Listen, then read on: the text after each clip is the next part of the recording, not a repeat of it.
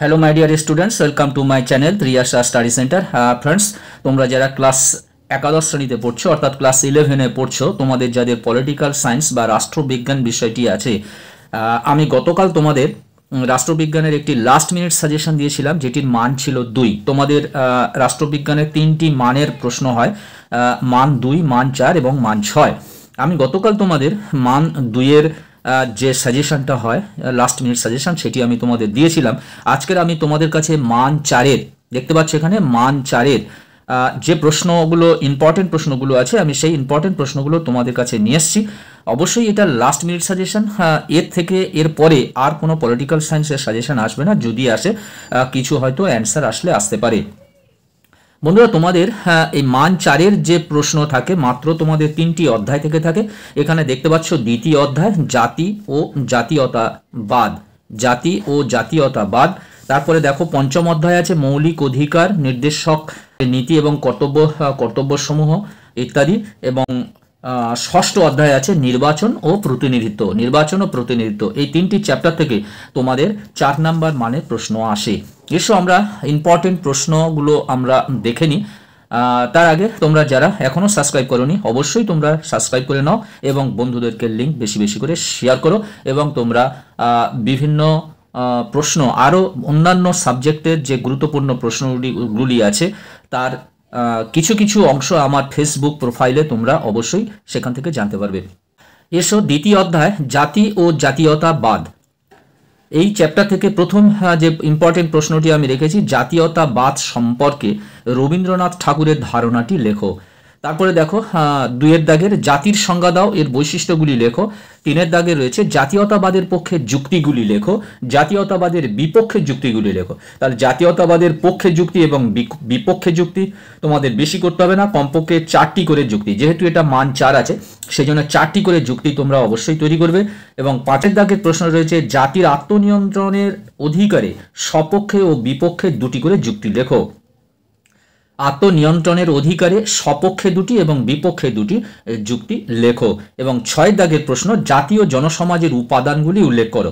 দেখো এই প্রশ্নগুলির মধ্যে 4টি প্রশ্ন আমি স্টার দিয়ে রেখেছি। 4টি প্রশ্নের মধ্যে হলো দেখো 1-এর দাগের জাতীয়তাবাদ সম্পর্কে রবীন্দ্রনাথ ঠাকুরের ধারণা।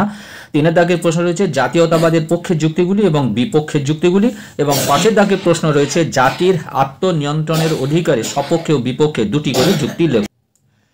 এরপরের যে অধ্যায়টি রয়েছে পঞ্চম অধ্যায় মৌলিক অধিকার, নির্দেশক নীতি ও কর্তব্যসমূহ, এই অধ্যায় থেকে আমি মাত্র 4টি প্রশ্ন তোমাদের জন্য দিয়েছি।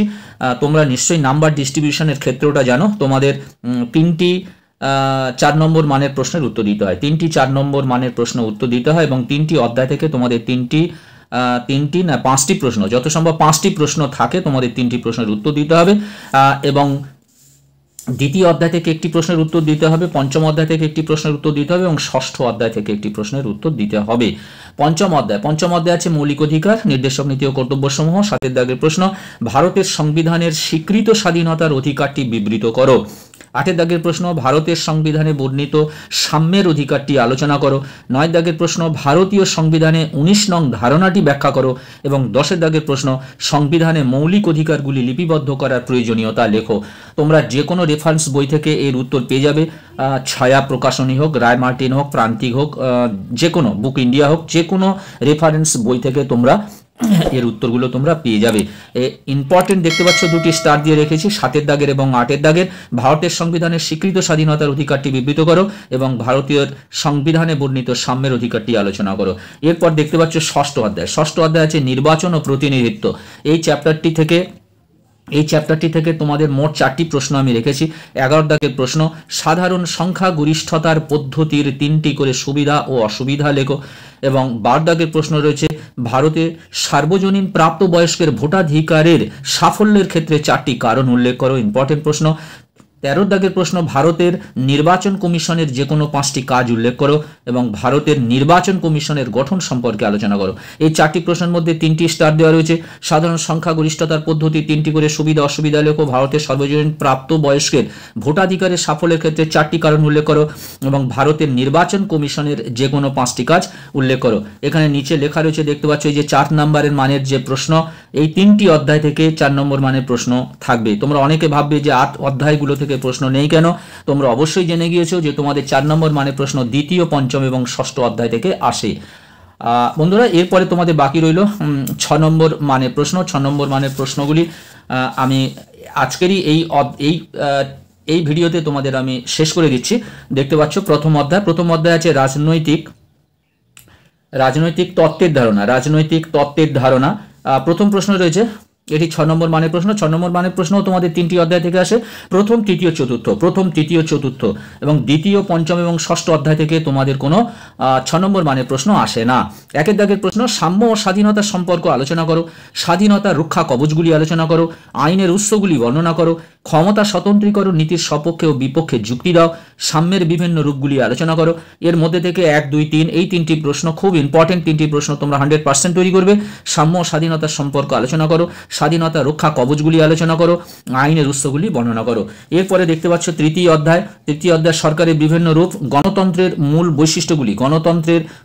বৈশিষ্ট্যগুলি লেখো, গণতন্ত্রের সুবিধা অসুবিধাগুলি আলোচনা করো, গণতন্ত্র কাকে বলে, কেন বর্তমানে গণতন্ত্রকে সবথেকে গ্রহণযোগ্য শাসন ব্যবস্থা হিসেবে বিবেচনা করা হয়, এবং 9 দাগের প্রশ্ন, কর্তৃত্ববাদী রাষ্ট্র ব্যবস্থার সংজ্ঞা ও বৈশিষ্ট্যগুলি সম্পর্কে আলোচনা করো। এর মধ্যে থেকে 6, 7, 8 3টি ইম্পর্টেন্ট প্রশ্ন রয়েছে। গণতন্ত্রের মূল বৈশিষ্ট্যগুলি লেখো, গণতন্ত্রের সুবিধা অসুবিধাগুলি আলোচনা করো, এবং গণতন্ত্র কাকে বলে, কেন বর্তমানে গণতন্ত্রকে সবথেকে গ্রহণযোগ্য শাসন ব্যবস্থা হিসেবে বিবেচনা করা হয়। এরপরে তোমাদের চতুর্থ অধ্যায়ের নাম হলো সমকালীন ভারতীয় রাষ্ট্রচিন্তা ও চিন্তাবিদগণ। এখান থেকে মাত্র 3টি প্রশ্ন রেখেছি। দেখতে পাচ্ছ, স্বামী বিবেকানন্দের জাতীয়তাবাদ ও সামাজিক এবং রাজনৈতিক সংস্কারের দিকগুলি লেখো, ভারতের স্বাধীনতা আন্দোলন এবং ভারতের উন্নয়নের প্রেক্ষাপটে নেতাজি সুভাষচন্দ্র বসুর স্বাধীনতা ও জাতীয়তাবাদের ধারণা বিশ্লেষণ করো, এবং সর্বশেষ প্রশ্ন, গান্ধীজির সত্যাগ্রহের ধারণাটি ব্যাখ্যা করো। এখানে দেখতে পাচ্ছ, স্বামী বিবেকানন্দের জাতীয়তাবাদ ও সামাজিক রাজনৈতিক সংস্কারের দিকগুলি লেখো, ভারতের স্বাধীনতা আন্দোলন এবং ভারতের উন্নয়নের প্রেক্ষাপটে নেতাজি সুভাষচন্দ্র বসুর স্বাধীনতা ও জাতীয়তাবাদের ধারণা বিশ্লেষণ করো। এই 2টি প্রশ্ন মধ্যে থেকে একটি প্রশ্ন আসার সম্ভাবনা প্রবল। তোমরা অবশ্যই এই 2টি প্রশ্ন 100% তৈরি করবে। বন্ধুরা, আজকের মতো ভিডিওটি এখানেই শেষ করলাম। আবার নেক্সট ভিডিও নিয়ে আসবো আগামীকাল অন্য একটি সাবজেক্টকে নিয়ে, যত সম্ভব তোমাদের এডুকেশন বিষয়টি কিংবা সংস্কৃত বিষয়টি নিয়ে। তোমরা অবশ্যই চ্যানেলটি সাবস্ক্রাইব করে নাও এবং বন্ধুদেরকে লিঙ্ক বেশি বেশি করে শেয়ার করো। তোমরা সবাই ভালো থাকবে, সুস্থ থাকবে, তোমাদের জন্য রইল শুভকামনা। All the best. এবং তোমরা আমার শর্টস চ্যানেলটিও ফলো করতে পারো, ওখানেও শর্টসেও অনেক ভিডিও তোমাদের জন্য দেওয়া রয়েছে এবং দিতে থাকছি, ওখান থেকেও তোমরা কিছু দেখতে পারো। এখানেই শেষ করলাম। সকলকে অসংখ্য ধন্যবাদ।